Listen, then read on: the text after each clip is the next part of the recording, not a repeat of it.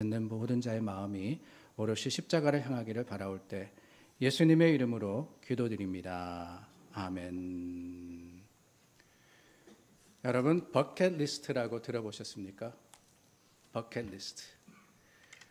우리말로는 적당한 번역이 없는 것 같은데 그 의미는 죽기 전에 꼭 해야 하는 일이나 꼭 해보고 싶은 그런 삶의 목표입니다. 그 버킷리스트라는 이 표현이 어디서 왔냐면은 영어 표현에 보면은 kick the bucket이라는 표현이 있습니다. 중세의 교수형을 집행할 때 버켓, 양동이 위에다가 사람을 세워놓고는 목에 줄을 감고 kick the bucket, 그 버켓을 찾기 때문에 그래서 이 kick the bucket이라는 뜻이 죽음이라는 뜻이 되었습니다. 여기서 온 단어가 바로 버킷리스트, 평생에 내가 죽기 전에 이루고 싶은 그런 일이 되었던 것이지요. 제가 예전에 알던 목사님의 버킷리스트 중에 하나가 광야 체험이었습니다. 이스라엘 광야에 가서 며칠간 아무것도 없이 지내보고 싶다, 입버릇처럼 말씀하셨는데 실제로 그 목표를 이루셨는지는 모르겠습니다. 근데 저도 비슷한 바람이 있기는 합니다. El Camino de Santiago, 여러분 들어보셨나요? El Camino de Santiago. 산티아고 순례길이라고 부릅니다. 스페인어로 산티아고가 Saint James, 성 야고보입니다. 예수님의 12제자 중 하나인 야고보가 산티아고 데 콤페스텔라 성당에 묻혀 있다 그래요. 그래서 여러 곳에서 그 성당까지, 그 성당이 마지막 목표지가 되어서 순례길을 가는 겁니다.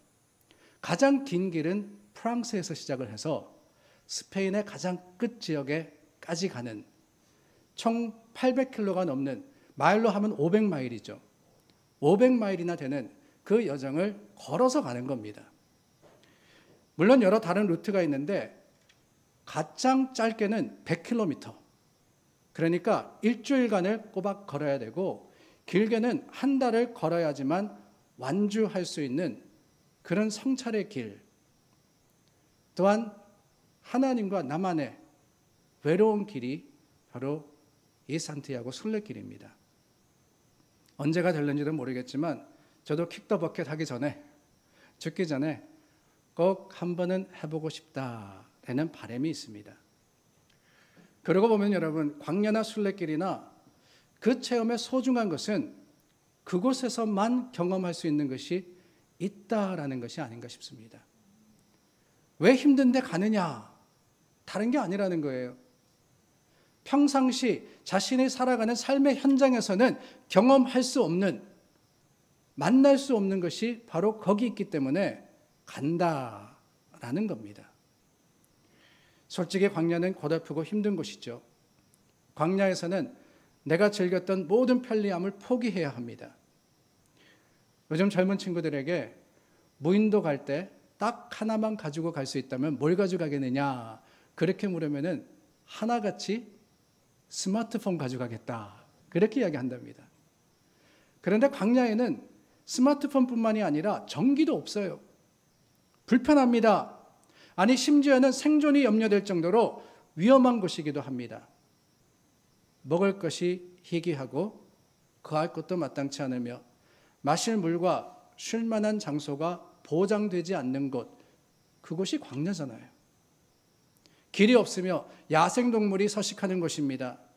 근데 그럼에도 불구하고 왜 광야로 나가고자 하느냐, 왜 순례길을 가느냐, 바로 거기 경험할 수 있는 특별한 무언가가 있기 때문이라는 거예요.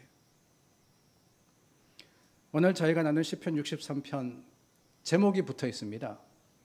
다윗의 시, 유다 광야에 있을 때라고 말입니다. 유다 광야에 있을 때. 사실 광야라는 단어는 성경에 자주 등장합니다. 광야에 있다라는 말은 단순히 도시를 나와서 야생에 있다라는 의미만이 아닙니다. 광야는 시험의 곳이고 삶이 굉장히 고달프고 지친 그런 순간에 와 있다라는 의미를 가지고 있습니다. 오늘 다윗도 그랬어요. 이 시편의 배경이 뭐냐? 아들 압살롬의 반역을 피해서 급하게 광야로 나와서 피해 다니는 상황이었습니다.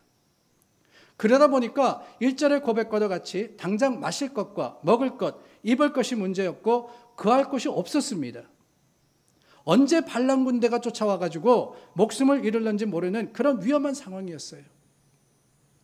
그렇다면 여러분, 다윗이 그 광야에서 그 순간에 구해야 하는 것이 무엇이냐? 당연히 의식주와 문제 해결이 아니겠습니까? 마르고 황폐한 곳에서 도망갈 수 있도록 더 편안하고 좋은 곳을 달라고, 아니 하나님께서 역사하셔서 대적을 없애주시거나 이 모든 어려움을 해결해 달라고 기도하는 게 맞습니다. 그런데 여러분 1절 말씀을 보세요. 제가 세번역 성경으로 읽어드리겠습니다. 하나님, 주님은 나의 하나님입니다. 내가 주님을 애타게 찾습니다.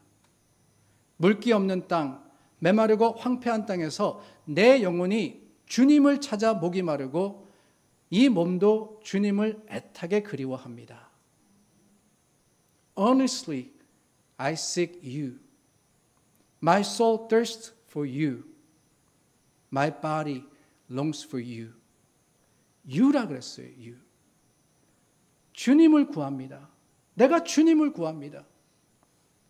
아니 이 상황에서 주님을 찾고 그리워한다고 상황이 바뀝니까? 그렇지 않아요. 주님 나를 불쌍히 여기셔서 왕궁으로 돌아가게 하시고 내 왕위를 되찾게 하여 주시옵소서. 먹을 것을 주십시오. 피할 것을 주십시오. 뭐 이런 기도를 하는 게 더 현실적이지 않습니까? 그런데 그 광야의 순간에 다윗의 기도는 오히려 하나님께 집중합니다. 광야에 없는 그 어느 것보다 하나님이 필요하다는 것을 깨닫고 그 고백으로서 하나님을 향했던 것이지요. 예수님의 말씀이 기억이 납니다. 먼저 그의 나라와 그의 의를 구하라. 그리하면 이 모든 것을 너희에게 더하시리라. 마태복음 6장 33절의 말씀입니다. 이 모든 것을 더하시리라. 이 모든 것이 무엇이냐? 앞에 31절을 보니까 그러므로 염려하여 이르기를 무엇을 먹을까, 무엇을 마실까, 무엇을 입을까 하지 말라 그랬어요. 의식주가 우리의 기도의 내용이 될 것이 아니라 하나님이 중심이 되면 된다라고 하시는 거죠. 그러면 나머지는 다 하나님의 인자하심 가운데 하나님이 해결해 주십니다. 그래서 다윗이 고백하지 않습니까? 3절 말씀해 보니까 주의 인자하심이 생명보다 나음으로 라고 했습니다. 내 생명, 내 필요보다 더 나은 것이 바로 하나님의 인자하심입니다 라고 말입니다. 이 인자하심이 히브리어로 헤세드입니다.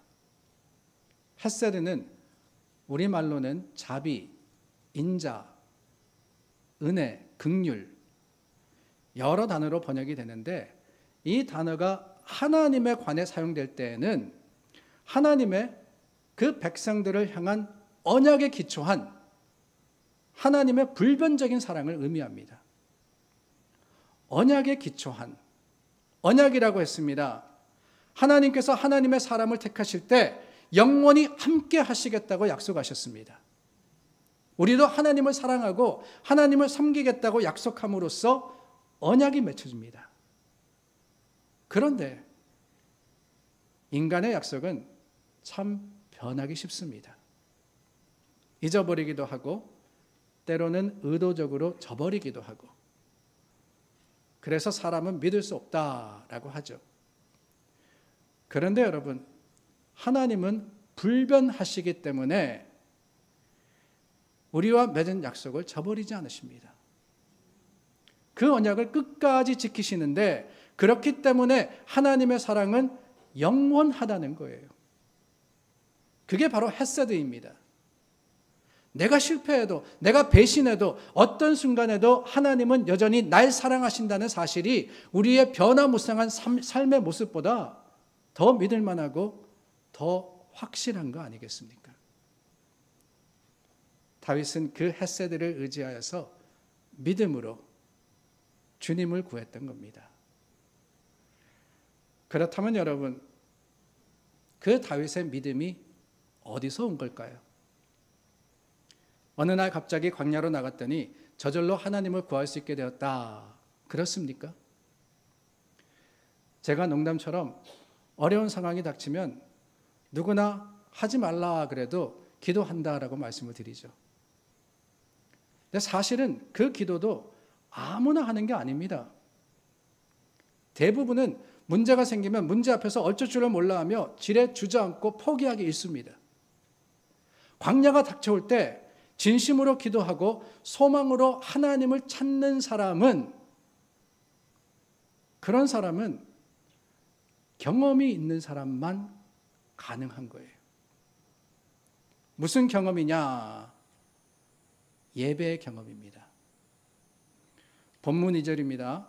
내가 주의 권능과 영광을 보기 위하여 이와 같이 성소에서 주를 바라보았나이다. 좀 엉뚱합니다. 지금 다윗이 어디 있다고요? 광야에 있다 그랬어요. 근데 2절 말씀에 가서는 이와 같이 성소에서 라고 이야기를 합니다. 사실 이 구절은 의미상 이렇게 표현해야지 더 적절한 것 같습니다. 제가 한글 킹제임스 버전, 한글 킹제임스 성경의 번역으로서 읽어드리겠습니다. 이는 내가 성소에서 주를 보았던 것처럼, 성소에서 주를 보았던 것처럼 주의 권능과 주의 영광을 보기 위함이니이다. 내가 주를 찾는다 그랬습니다. 하나님을 구한다 그랬습니다. 왜요? 다름이 아닙니다. 주의 성소에서 내가 하나님을 만났다는 거예요. 전에 성소에서 하나님을 예배할 때 이미 하나님의 임재를 다윗이 경험했던 겁니다. 그 경험이 비록 지금 있는 것이 광야라 할지라도 여전히 다윗으로 하여금 하나님을 찾고 구하는 능력이 된 것이에요. 평소에 예배하고 하나님을 가까이 했기 때문에 인생의 위기가 찾아왔을 때 기도로서 하나님을 구하는 그 힘과 능력을 소유하게 된 것이지요. 아무나 기도하는 게 아닙니다. 하나님을 진심으로 예배하는 자가 하나님을 찾고 구할 수 있는 거예요. 우리가 왜 예배를 중요시하느냐? 바로 이 때문입니다. 평소에 예배를 멀리하고 주님을 찾지 않는데 위급한 순간이 오면은 그럴 수 있느냐? 아니라는 거예요. 당황해서 뭘 할지 몰라 허둥지둥하기만 하고 세상의 방법으로 해결하려고 하고 그러다 보니까 결국 실패합니다. 광야가 아니라 예루살렘에서 하나님과 늘 동행해야지 거칠고 황량한 곳에 나아가도 하나님을 먼저 찾고 하나님을 구하게 되는 거 아니겠어요? 그래서 늘 예배에 힘쓰자라고 말씀을 드리는 겁니다. 아니, 주일에 교회 빠지지 않고 나오시라는 게 아닙니다.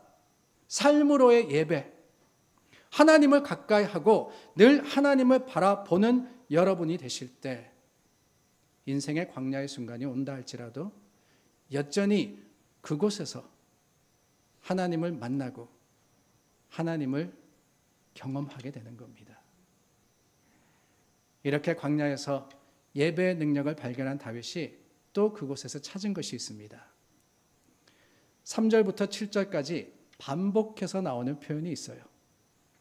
3절 찬양할 것이라, 4절 송축하며, 5절 주를 찬송하되, 7절 즐겁게 부르리이다. 다윗은 바로 광야에서 찬송의 기쁨을 발견했습니다. 여러분, 찬송이 얼마나 힘이 되는지 아십니까? 인생의 모든 순간에 찬송은 우리에게 주시는 위로와 능력이 됩니다. 시험 당하는 일이 있으십니까? 찬송가 325장입니다.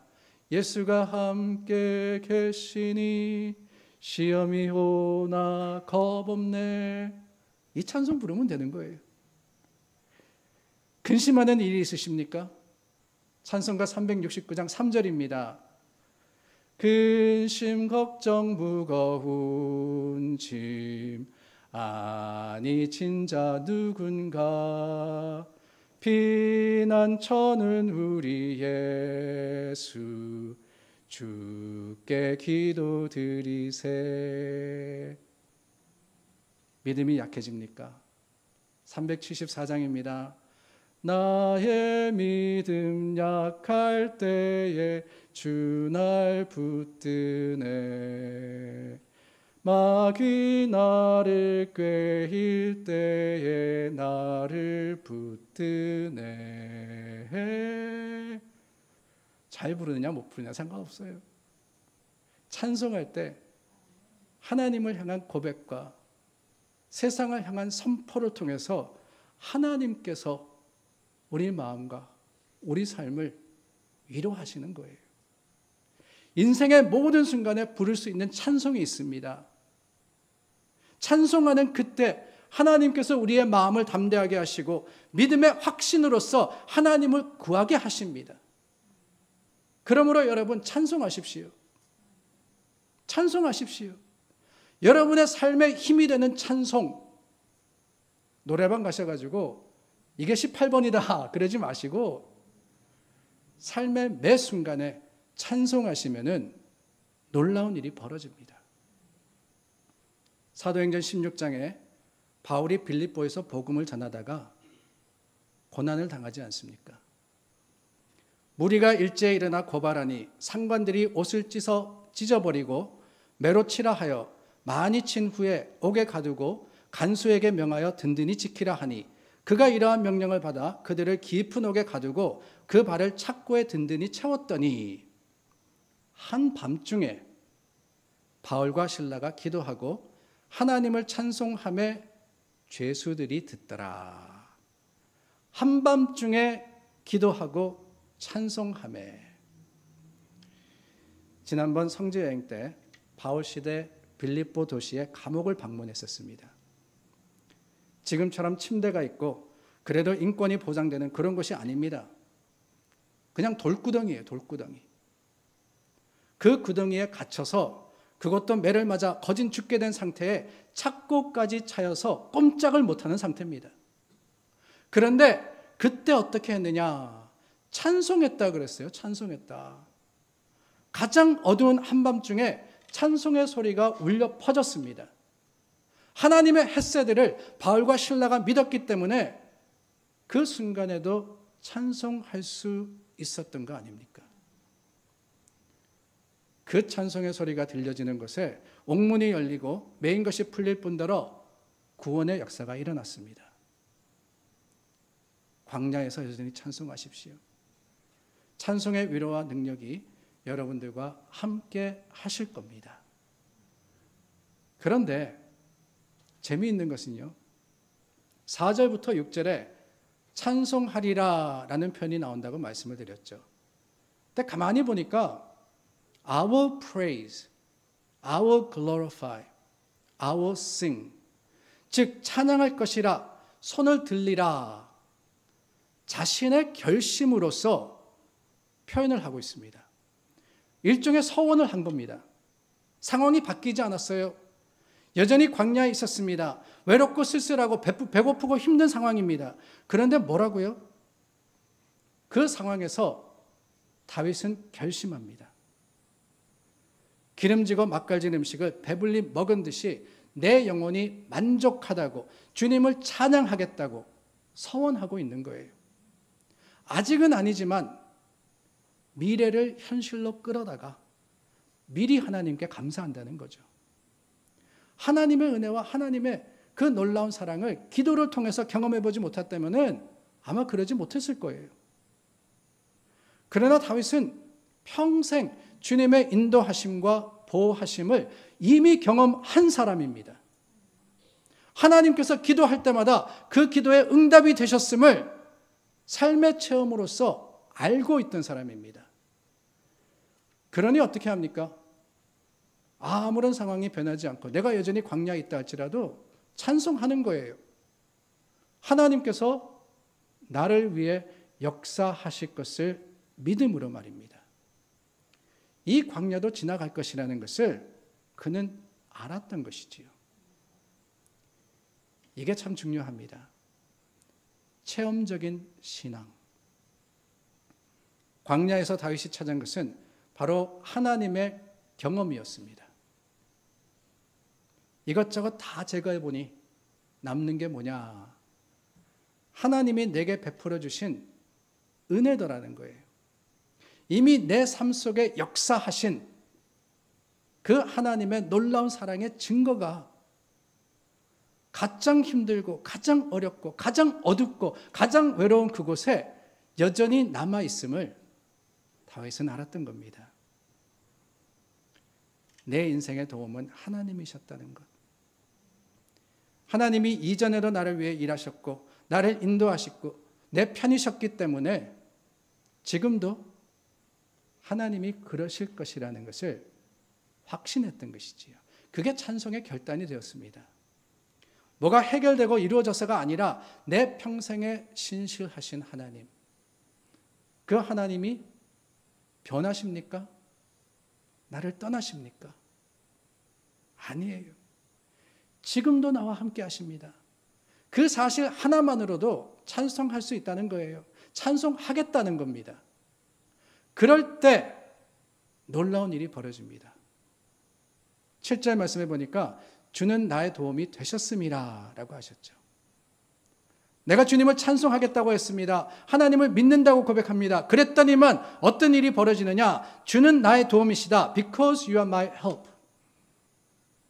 하나님이 그 광야에서 내 도움이 되셨던 거예요. 앞으로 그러겠다라고 결심했더니만 지금 할 수 있도록 하나님이 역사하십니다. 그 광야에서 품을 여시고 다윗을 안아 숨겨주셨습니다.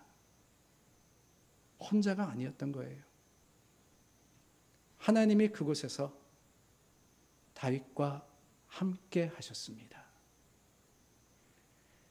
오히려 광야가 하나님의 임재를 강하게 느낄 수 있는 곳이 되었던 것이지요. 여러분, 뉴욕과 뉴저지에 사시면서 하늘의 별들을 보신 적이 있습니까? 별로 없으시죠? 별이 잘 보이지 않습니다. 이곳에선 별이 없어서 그렇습니까? 그게 아닙니다.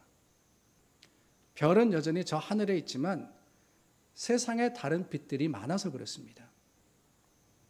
자동차 전조등에 가로수 등불에 집집마다 불이 켜져 있으니까 잘 안 보이는 거예요. 그런데 광야에 나가면은 다른 불빛이 다 하나 둘씩 사라지기 때문에 하늘의 별빛이 찬란하게 보이기 시작하는 거 아닙니까? 광야는 그렇습니다. 세상의 모든 것들이 사라질 때 오히려 그곳에서 우리는 하나님을 만납니다. 하나님의 빛이 비로소 제대로 경험되는 곳. 그곳은 어쩌면은 가장 외롭고 가장 어두운 바로 그곳이 아니겠습니까? 오늘 여러분의 삶이 어쩌면 광야처럼 느껴질 수도 있을 것 같습니다. 잘 되던 사업이 안 될 때 막막합니다. 평안한 것 같았던 가정에 불화가 찾아오고 소중한 관계, 내 안락함과 쉼을 얻었던 관계가 깨어질 때 우리는 막막한 광야를 봅니다. 갑자기 건강에 문제가 생겨도 그렇습니다. 내가 생각 없이 누리고 있던 그 좋은 것들이 내 삶에서 하나 둘씩 빼앗겨져 갈 때 푸른 초장이 광야가 되는 그런 느낌이 들 겁니다. 그럼 그곳에서 여러분 어떻게 하시렵니까? 어떤 사람은 광야를 벗어나고자 사람들의 도움을 구하고 물질의 도움을 찾으며 계획을 세우고 많은 시도를 할 겁니다. 어떤 사람들은 광야에서 주저앉고 포기하며 삶의 끈을 놓는 사람들도 있습니다. 아닙니다, 여러분. 그 광야에서 하나님을 기억하십시오. 그의 선하심과 인자하심을 찬송하십시오. 광야에도 계시는 하나님을 만나십시오. 그럴 때 그 광야가 더 이상 외롭고 힘든 곳이 아니라 하나님이 우리와 함께 하셔서 우리를 그 품에 품으시는 안전한 곳, 오히려 소망이 있는 곳이 되리라 믿습니다. 인생의 광야에서 좌절하거나 실망할 것이 아니라 오히려 그곳에서 하나님의 역사를 더욱더 강하게 체험하시는 여러분들이 되시기를 예수님의 이름으로 축원합니다.